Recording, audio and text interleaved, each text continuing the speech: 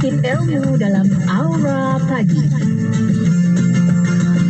Baik, seperti biasa setiap hari kita akan kongsikan Aura Pagi, dan untuk pagi itu kita akan bersama dengan berbahagia Ustazah Anisah binti Datuk Haji Nahrawi. Assalamualaikum ya Ustazah. Assalamualaikum Ustazah. Assalamualaikum warahmatullahi Uji Andy ya. Ya. Pagi tu. Sihat kita? Alhamdulillah kita dua sihat. Syukur Sihat, Alhamdulillah. Alhamdulillah. Jadi Okey. Ustazah, untuk 20 Ramadan hari itu, hari Selasa, tajuk kita Istiqomah dalam Kebaikan. Silakan. Kan? Okey, terima kasih Uji Andy. Bismillahirrahmanirrahim. Assalamualaikum warahmatullahi wabarakatuh. Kepada para pendengar yang dirahmati Allah, ini merupakan hari yang ke-20 kita berpuasa, alhamdulillah. Bila bercakap tentang istiqamah dalam kebaikan, kita lihat dulu definisi secara bahasanya. Istiqamah ini sebenarnya berasal dari bahasa Arab. Istiqamah yang bermakna lurus dan tegak. Menurut istilahnya pula, istiqamah ini bererti kita terus berpegang teguh pada ajaran Islam, baik urusan akidah kita, ibadah kita, akhlak maupun muamalah, maupun amal kebaikan kita. Dan istiqamah ini kalau kita lah bahasa kita, awak kita madah, konsisten. Secara konsisten, komitmen kita dalam melaksanakan sesuatu amal kebaikan secara berterusan. Ialah namanya istiqamah. Istiqamah tu sebenarnya dalam kebaikan, tajuk kita itu adalah sebuah pembuktian sebenarnya tentang sejauh mana kita tu, seseorang Islam Muslim ya, dapat menjaga keimanan dan ketakwaannya. Sebab bukan mudah kita mengerjakan apa yang Allah suruh dan meninggalkan apa yang Allah larang secara konsisten. Komitmen kita megang prinsip ya tadi, pola apa yang Allah suruh, tinggal apa yang Allah larang. Maksudnya bersikap istiqamah tu dalam kebaikan. Mahu pun dah kita mula tadi, istiqamah kita ngerja segala amal kebaikan, kita menjauhi juga segala keburukan. Kita faham tidaklah mudah, kerana setiap kita tu seringkali mengalami apa kita madah fluktuasi ya, berbolak-balik keimanan yang kadang-kala meningkat iman kita dan kadang-kala menurun. Sebagai manusia lah, dan ketika iman seseorang yang naik, maka kemungkinan besar semangat beribadahnya akan meningkatlah. Begitu juga sebaliknya, kalau keimanannya menurun, maka mungkin dah malas dah nak mula. Mungkin 20 malam tuknya mula terawih dia mulai, tapi dah malam 10-nya dah letih, dah istiqamah.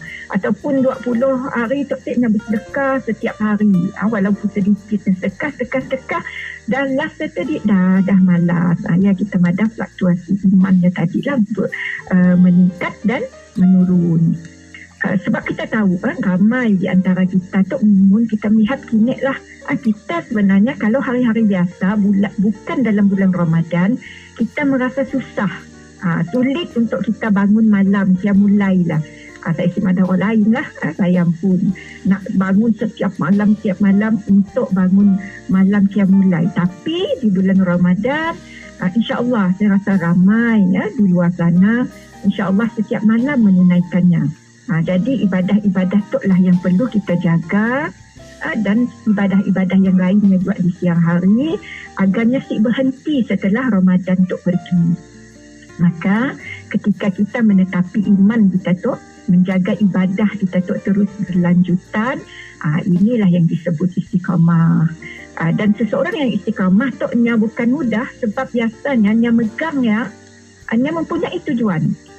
Sikap istiqamah tu hanya mungkin memasuki jiwa seseorang bila seseorangnya mempunyai tujuan atau misi yang ingin dicapainya, yang dihayatinya dalam hidup yang sementara tu. Kita tahu itu tak sementara, dunia tak sementara.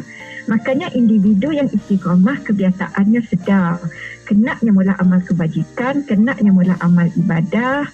Dia sedar bahawa untuk melakukan kebaikan secara istiqamah ya, silahnya datang diajak. Melainkan istiqamah tu harus diperjuangkan. Istiqamah mulah baik, mulah amal ibadah tu harus diperjuangkan dengan penuh kesabaran. Perlu ada kebijaksanaan di sia, cermin mengatur waktu, perlu ada kewaspadaan, cermin yang molah sesuatu yang Allah suruh dan yang ninggal. Berwaspada dengan perkara-perkara yang si betul, si baik, perkara-perkara yang haram dan sebagainya, dan perbuatan istiqamah yang dilakukan, amal kebaikan yang dilakukannya tadi berterusan. Sebab ya kita melihat seseorang yang istiqamah tu kebiasaannya adalah seorang yang menghargai waktu lah. Sebab waktu tu adalah aset yang paling berharga dan memang kita tidak dapat sia-siakan. Dan orang yang menghargai waktu ialah of course orang yang berdisiplin. Itulah orang yang istiqamah tadi. Sebab niat si akan dapat istiqamah mulah kebaikan kalau si berdisiplin. Kelak munya si berdisiplin, hari tu nya mula esoknya meninggal. 2 hari nya mula esok kagetnya meninggal, lusaknya meninggal. Jadi mungkin bilanya adalah orang yang istiqamah, benda tu insya-Allah dia akan berlaku. Sebab yang pastinya bilanya istiqamah, nya akan menghargai waktu, nya akan berdisiplin, bertanggungjawab dan dia akan menunda-nundakan waktu. Dan biasanya orang yang istiqamah tu menepati waktu dengan penuh rasa waspada dan berhati-hati. Dan bukan mudahlah untuk kita membentuk sikap istiqamah tu. Memang kena ada matlamat, kita nak berjaya dalam kehidupan di dunia dan akhirat, dan semangat dan daya juang yang tinggi, serta kita si mudah mengalah atau berputus asa. Sebab kita yakin bahawa kita berdoa, kita bertawakal, dan doa yang biasa kita amalkan untuk menetapkan hati-hati kita tu supaya kita si mudah goyah. Doa yang biasa kita baca, ya muqallibal qulub sabbit qalbi ala dinik, wahai zat yang maha membolak-balikkan hati, tetapkanlah hati kami di atas agamamu. Satu lagi doa mungkin boleh saya kongsi, Rabbana la tuzigh qulubana ba'da idh hadaitana wa hab lana min ladunka rahmah innaka antal wahhab. Maksudnya, wahai Rabb kami, janganlah engkau jadikan hati kami condong kepada kesesatan setelah engkau beri petunjuk kepada kami, dan kurniakanlah kepada kami rahmat dari sisimu. Sesungguhnya engkaulah maha pemberi. Dan banyak lagi sebenarnya doa-doa, dan semoga sebagai kesimpulannya lah, kita tahu amalan cara istiqamah itu sebenarnya mengajar kita agar kita sentiasa merasakan nikmat beramal ya.